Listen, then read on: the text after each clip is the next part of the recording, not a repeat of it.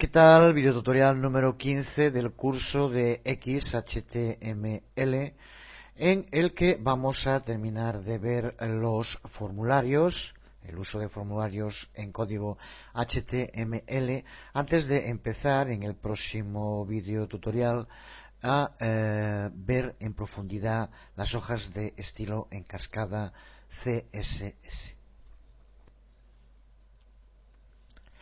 Y lo retomamos justo donde lo dejamos en el anterior videotutorial.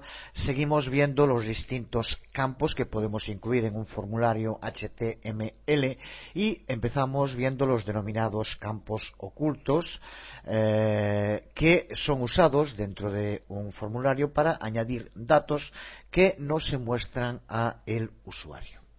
El campo oculto tiene el formato que aquí ves, se utiliza de nuevo el input, posteriormente type y el campo oculto denominado hidden, y posteriormente como atributos name y value, el nombre que le damos al campo y el valor que tiene este campo.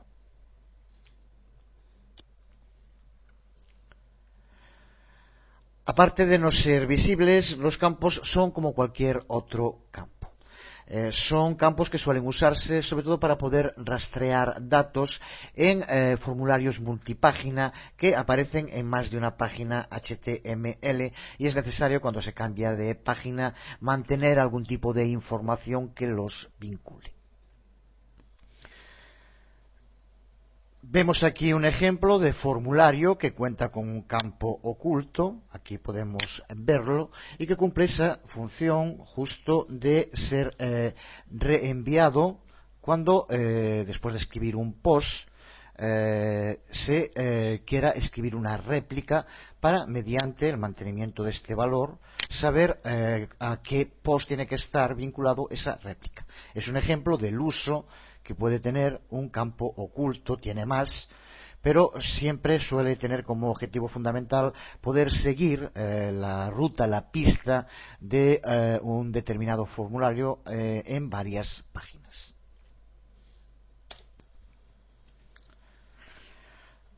Junto con los campos, suele necesitarse también en los formularios usar botones personales adicionales que pueden cumplir distintas funciones dentro de nuestros formularios. Vemos aquí el formato que presentan, muy similar al que acabamos de ver. De nuevo utilizamos input y posteriormente type, y en el tipo tenemos que poner aquí button. Posteriormente nombre, name, y el nombre del campo que queremos darle, en este caso nombre del botón, y valor, que es el texto que queremos que aparezca en el botón. Lo vemos en este primer ejemplo sencillo.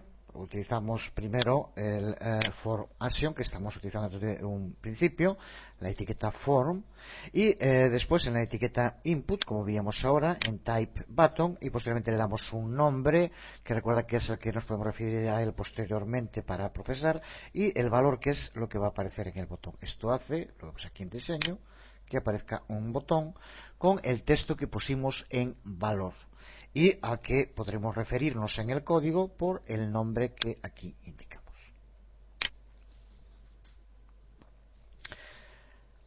Pero los botones por sí mismos son poco útiles porque realmente lo único que hacen es tener un determinado aspecto visual. Pero tenemos que enlazarlos a algún tipo de script, vía por ejemplo el atributo onClick o cualquier otro atributo, y que realice una acción. Lo que ocurre es que, a diferencia del procesamiento de los datos, los botones pueden estar vinculados a acciones que desencadenen, por ejemplo, un JavaScript, que puede ir dentro del propio código, y algunos ya están predeterminados. Pero lo que hicimos ahora fue diseñar el botón, pero no hay ninguna acción vinculada a él, por lo tanto simplemente nos aparecería en pantalla y no haría absolutamente nada. Veremos en un momento botones predefinidos que son los denominados submit y reset. enviar y limpiar, borrar lo que pueda estar escrito en los formularios, que eso sí ya llevan vinculada una acción que es justa la que indicamos. Con los otros botones podemos crear los botones que queramos y podemos vincularlos. Vamos a ver, por ejemplo, cómo ahora podríamos vincularlo a un script que se llamara, por ejemplo, compra ya también, y como podríamos hacer mediante un onClick, por lo tanto al pulsar con JavaScript, que se abriera ese script, se ejecutara ese script. Por tanto, si queremos que se ejecuten otros scripts, que ya en este caso, como decíamos, puede ser JavaScript, lo podemos hacer con cualquier botón, con el texto que queramos que aparezca, y posteriormente, por ejemplo, con un onClick, vincularle un JavaScript. Veremos después, si ya lo comentamos, en el botón Submit, lo que va a hacer en este caso es directamente ejecutar el mandato que tenga en Form Action. Por lo tanto, el Submit es el que nos permite enviar el formulario completo o desencadenar la acción que está indicada en la etiqueta genérica Form que utilizamos al comienzo del formulario. Pero, por tanto, con la excepción de los que ya indicábamos antes, Submit y Reset, que veremos en un momento, el resto de los botones que creemos con el Type Button es simplemente un objeto gráfico que está en el formulario y al que después tenemos que vincularle algo. Exactamente lo mismo ocurre con las imágenes, con el Type Image, el tipo imagen que podemos utilizar, lo podemos vincular a cualquier imagen y posteriormente, como hacíamos ahora con el botón, podríamos vincularle cualquier acción que llamara a un JavaScript, que desencadenara cualquier script sobre la propia imagen. Por lo tanto, podemos utilizar también imágenes en un formulario para recabar información. Como vemos, la sintaxis es muy similar a lo que estamos viendo en los anteriores, utilizando de nuevo la etiqueta input y como primer atributo type, en este caso image, que hace referencia a el uso de la imagen. Posteriormente los atributos name, para darle un nombre al campo, y src, esto es lo específico, en el que podemos indicar la dirección, la URL de donde tiene que descargar la imagen.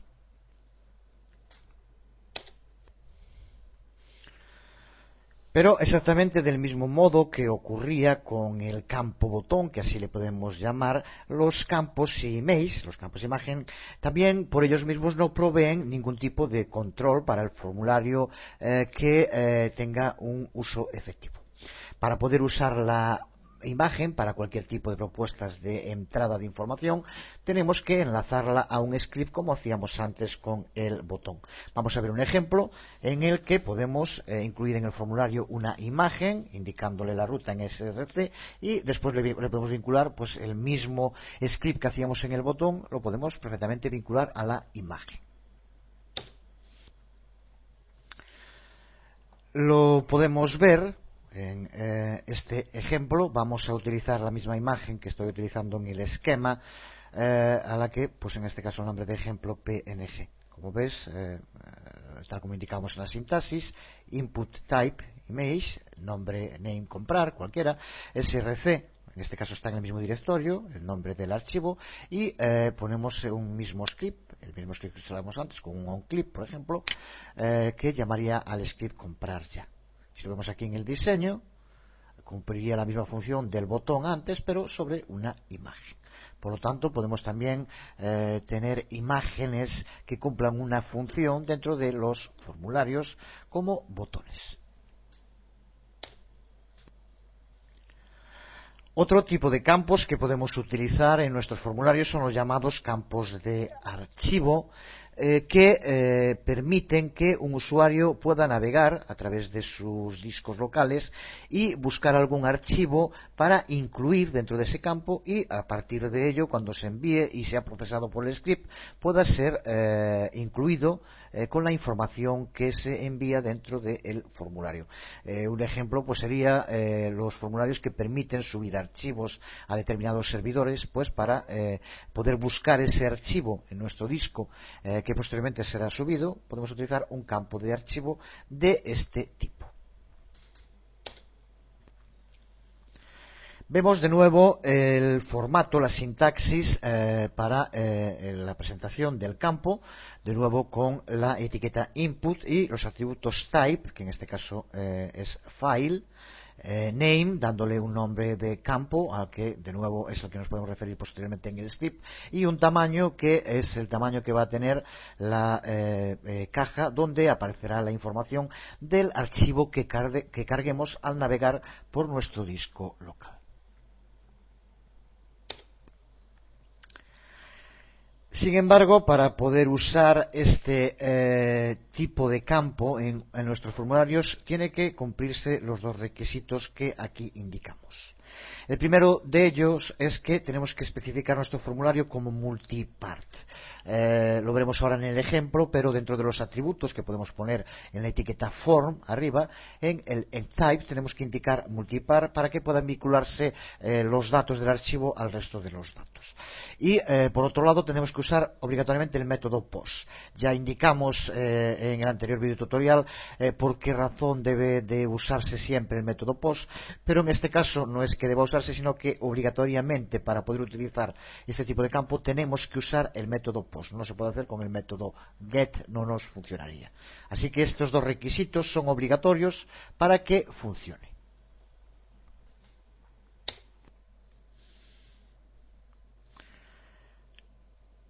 Lo vemos en este ejemplo, como dentro de la etiqueta form, aparte de action y method, como hacíamos antes, seguimos poniendo post, pero en este caso recuerda que es obligatorio, utilizamos también el atributo entype y indicamos aquí form multipart. De este modo, con la sintaxis que víamos, muy similar a las otras, input type file, un nombre y un tamaño, tendríamos esta salida que aquí vemos y que en este caso vamos a probar en el navegador para ver su funcionamiento, aunque seguro que ya has visto muchas en la red.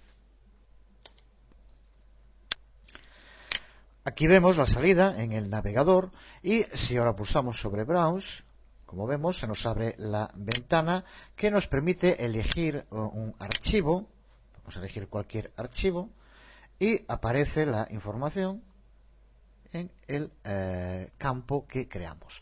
Posteriormente podría ser añadido dentro de la información que se envía cuando enviemos el formulario.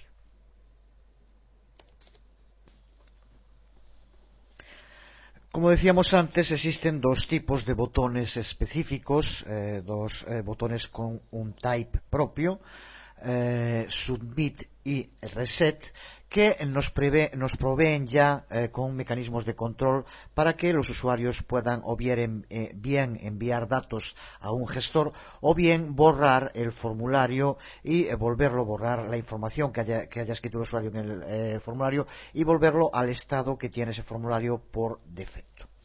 Estos botones que aquí vemos tienen la sintaxis, el formato que aparece debajo de cada uno. La sintaxis incluso es más sencilla, el form input, el atributo type y el atributo o bien submit o bien reset. Después, como ya dijimos en otras ocasiones, cuando va entre corchetes indica que es opcional, no hay por qué ponerlo. Value, el atributo value, que en este caso es si queremos que en el botón aparezca un texto específico puesto por nosotros. Es opcional porque si no incluimos value aparecerá justo el mismo nombre que tiene submit y reset. En caso de querer ponerlo en castellano podríamos poner enviar, borrar o el texto que quisiéramos con el atributo value y escribiendo aquí ese texto.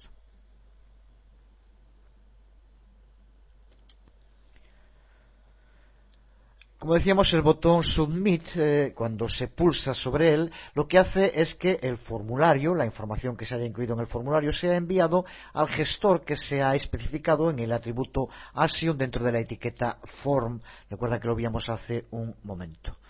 Podríamos también alternativamente usar un atributo onClick para llamar a un script que procesara esos datos de formulario también. Y el botón Reset, por su parte, lo que hace cuando se pulsa sobre él, hace que el formulario se recargue y todos los campos son reseteados a los valores que por defecto tengamos determinado.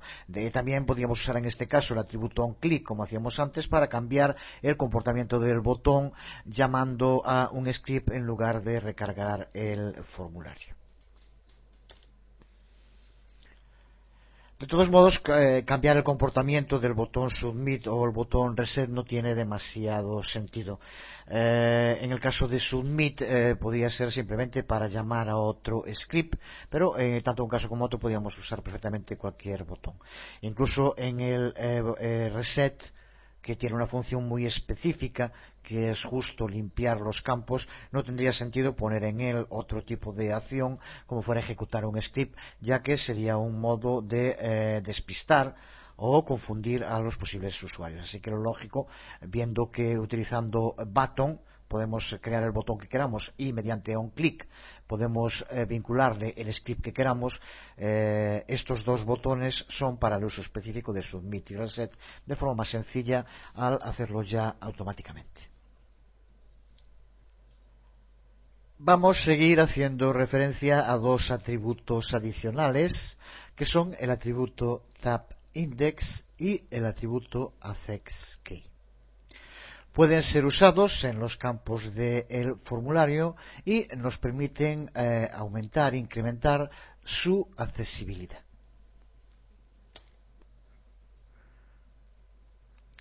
El atributo TapIndex lo que hace es definir el orden en el cual se van a ir seleccionando los campos cuando el usuario pulse la tecla del tabulador. Estos atributos lo que hacen es tomar un argumento numérico que nos especifica el orden de los campos en el formulario. Lo veremos después en un ejemplo, pero podemos determinar que no siga un orden de derecha a izquierda o de arriba a abajo, sino numérico, y que cuando vaya pulsando el tabulador vaya pasando esos campos según el número que indicamos dentro de la etiqueta con el atributo TapIndex. Y el atributo AccessKey, que lo que hace es definir una clave que el usuario puede pulsar en el teclado para acceder directamente a ese campo. Lo que vemos en algunos ejemplos, pulsando una letra que vaya a un campo determinado dentro del formulario. Suele ser una letra simple lo que se usa, relacionada con el propio nombre del campo, para que tenga más sentido, y es esa letra que tenemos que determinar como valor dentro del atributo AccessKey, la que determina la clave que tiene que pulsar el usuario para acceder a ese campo. Indicar, recuerdo alguna pregunta sobre este tema, que esas claves que se especifican en los atributos para AccessKey requieren una clave adicional para que funcionen. Esa clave adicional varía según el navegador que estemos usando. En Windows hay que utilizar alternativamente la tecla Alt. Quiere decir que si ponemos como una tecla de acceso, por ejemplo, la letra N, no llega con pulsar la letra N, hay que pulsar la tecla Alt más la tecla de la letra N para que funcione el sistema que aquí estamos indicando. Dependiendo del navegador que utilicemos, puede variar la tecla que hay que pulsar junto con la tecla de acceso.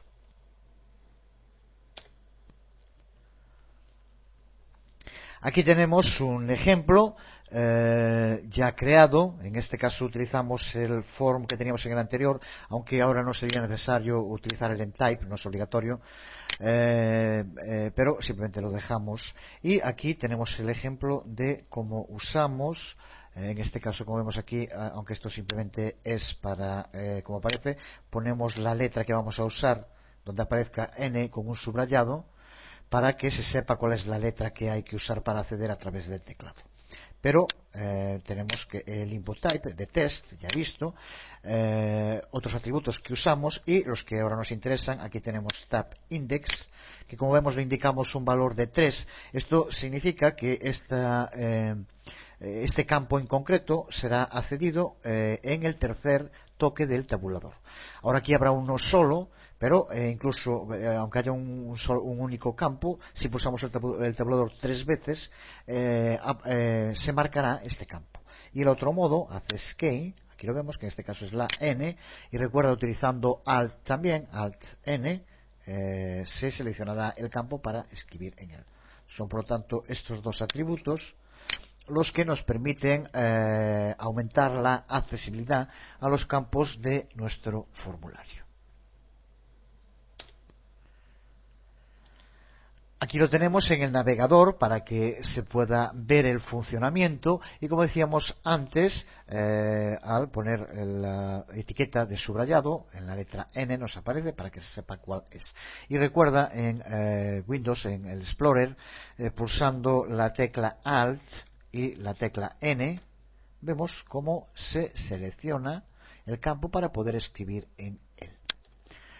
Del mismo modo, si pulsamos 3 veces el tabulador, como decíamos, a la tercera nos lo marca también.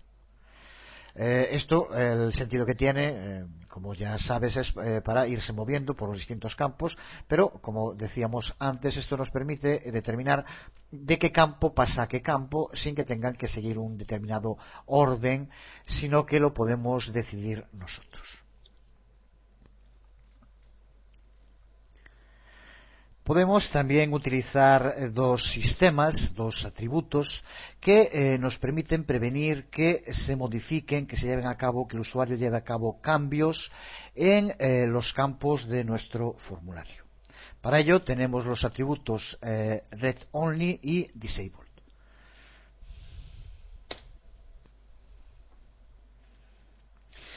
El atributo Read Only, de solo lectura, lo que hace es justo eso, definir que los campos son de solo lectura y que no pueden ser editados. Mientras que el atributo Disable lo que hace es, de modo efectivo, deshabilitar el campo, que aparece más grisáceo y como si estuviera hundido, como también habrás visto en muchos formularios. Si a estas alturas alguien se pregunta para qué puede valer un campo de este tipo, pues realmente va bastante mal encaminado. Ya dije en varias ocasiones que la razón de llevar a cabo esto, sobre todo en el tema de los formularios, por ejemplo, está muy relacionado con el uso de HTML en PHP. Entonces es muy común, cuando creas una aplicación PHP, que en determinadas circunstancias quieras que unos campos aparezcan habilitados y en otras circunstancias esos mismos campos aparezcan deshabilitados. Habrás visto también ejemplos de aplicaciones de ese tipo en multitud de sitios. Pues siempre que queramos hacerlo en PHP, con cualquier otro lenguaje de servidor, tendremos que utilizar para los formularios HTML los atributos propios, que son en este caso Read Only o Disable, para hacer que no se puedan editar, no se pueda escribir en los campos. Vemos aquí un ejemplo del uso de estos dos atributos en dos campos distintos. La mayor parte del código es repetir lo que ya llevamos haciendo a lo largo del video tutorial, y como vemos en un campo de tipo test utilizamos Read Only. En este caso aparece un valor que se puede leer como si fuera un campo, pero si lo intentamos editar veremos cómo no nos deja. Y el otro, que es deshabilitado, uso de Disable, en el cual aparece en un color gris distinto y no aparece tampoco ningún valor, aunque podría ponerse, pero no puede llevarse a cabo ningún cambio. Vamos a verlo en el navegador, porque dentro del propio Dreamweaver no se ve justo como aparece.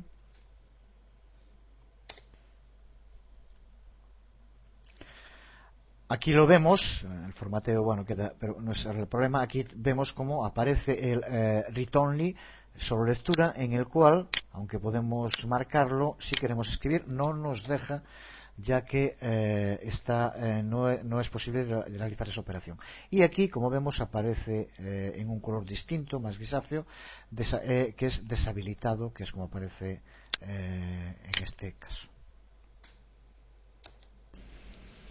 Este tipo de código, como decíamos, se suele usar mucho en formularios que utilizan, por ejemplo, PHP y que cambian los campos que se pueden editar o no editar según las características de los distintos usuarios, y de nuevo nos sirve para ver la gran compenetración que hay entre PHP y HTML, que son cosas muy relacionadas en contra de lo que a veces se quiere creer.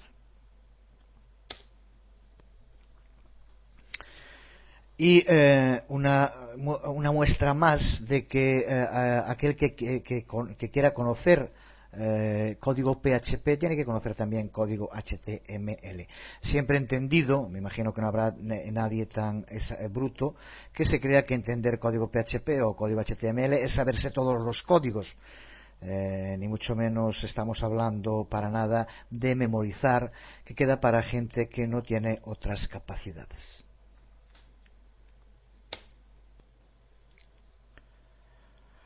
Seguimos viendo otros aspectos que nos permiten personalizar nuestros formularios, y dentro de estos a veces puede ser ventajoso poder agrupar visualmente ciertas partes del formulario, ciertos campos, ciertos controles, ciertos botones. Es una práctica que suele utilizarse en muchas formas de navegación para presentar la información de modo más claro. Pues para realizar este trabajo contamos con la etiqueta FieldSet, que es usada como un contenedor para elementos de formulario, y lo que hace es crear un borde fino que se muestra rodeando a los elementos seleccionados que vayan entre las etiquetas de apertura y cierre de FieldSet. Aquí podemos ver un ejemplo en el que utilizamos dos campos de radio, uno de los campos que ya hemos visto, y como vemos aparecen dentro de las etiquetas de apertura y cierre de FieldSet, por lo tanto agrupándolos.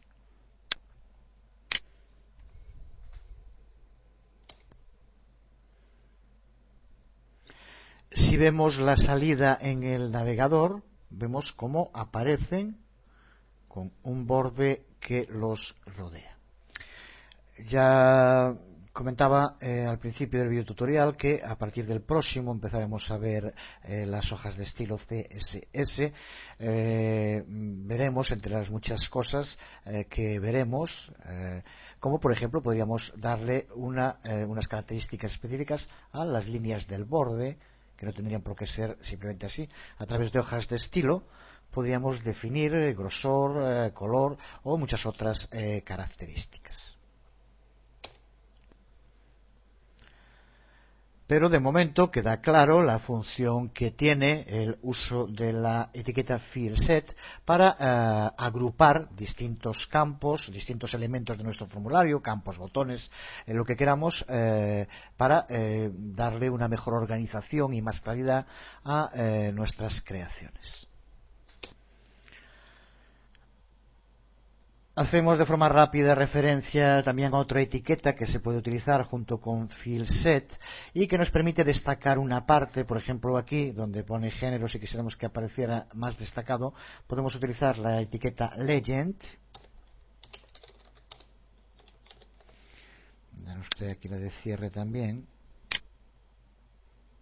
La ponemos justo después del texto. Si ahora volvemos a ver en la salida del navegador el aspecto, observa cómo ahora género aparece en color distinto y aparece como si fuera el título, que realmente es lo que es, respecto al contenido. De nuevo, también mediante el uso de hojas de estilo podríamos modificar todas las características del aspecto que presenta, pero ya de por sí nos permite también mejorar la presentación de los formularios mediante el uso de la etiqueta Legend junto con la etiqueta FieldSet.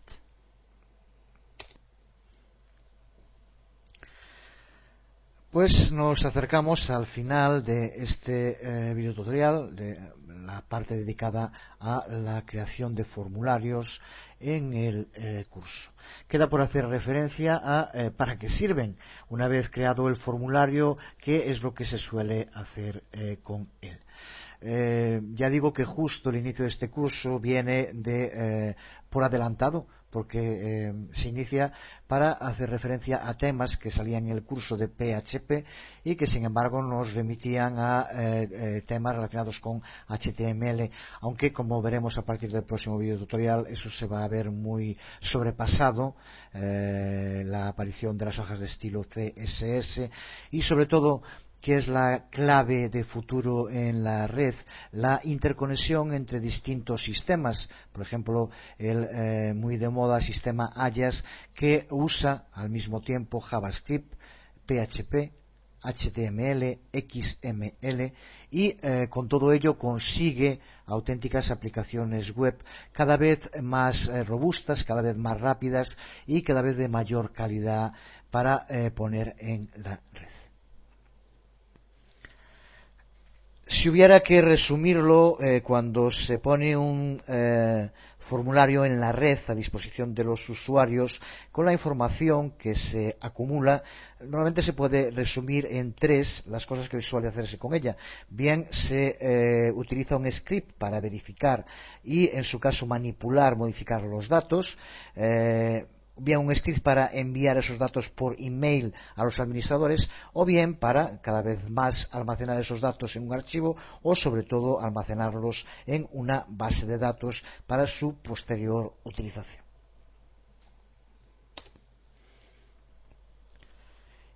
En el curso de PHP a veces me preguntaban, bueno, ¿y cómo construyo el formulario? Y ahora en este curso habrá gente que pregunte, bueno, ¿y ahora que tengo este formulario tan chulo construido, cómo lo utilizo? Bueno, pues existen muchos modos, existen muchos manejadores de formularios.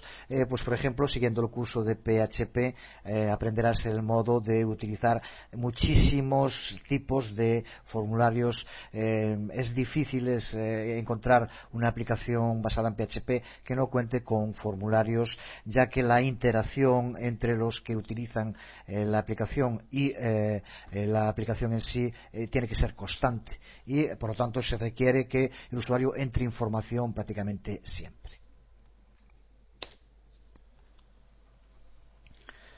De todos modos, para aquellos que estén siguiendo de momento solo el curso de XHTML y quieran probar formularios, existen sistemas prácticamente precreados que de forma muy sencilla hacen que ya funcionen. Os pongo aquí dos direcciones. Esta primera, donde puedes conseguir tanto muchos scripts para que desde el más sencillo, para que la información sea enviada a una dirección email, hasta más complejos para que se gestione de algún modo. Y también puedes encontrar aquí otro sistema que para gente que no quiere profundizar en programación pues es muy cómodo también, que son servicios que existen en la web y que llevan a cabo ellos esos procesos, pues por ejemplo lo que comentábamos ahora, que te envíen por email o que incluso lleven a cabo distinto tipo de manipulación con los datos. Puedes visitar el sitio y ver los recursos con los que se cuenta. Para profundizar más, seguro que todos lo conocéis, el que es sin duda la gran página para scripts en toda la red, HopScripts, donde una persona que le guste la programación orientada a la web puede vivir sin duda y no tendría horas suficientes en la vida para ver todo lo que allí existe. Es un lugar realmente magnífico, aunque en este caso ya más orientado a gente que quiera profundizar en la programación.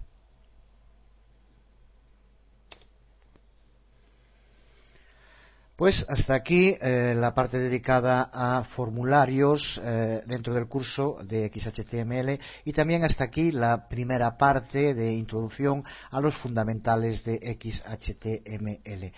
También, aunque no se llegue a tanto como gente que viva en la página, pero sí que hay gente que desde años la visita asiduamente, que está siguiendo varios cursos y decirles que empieza una parte que yo creo que va a ser muy interesante porque vamos a ver en el curso de XHTML, CSS en profundidad. Intentaremos hacerlo como siempre, de modo muy claro, sencillo, pero con total rigor y profundidad. Y a la vez también entramos en la recta final del curso de PHP, en el que quedan por ver cosas muy interesantes. Así que seguimos adelante y realmente cada día más ilusionados con nuestros proyectos.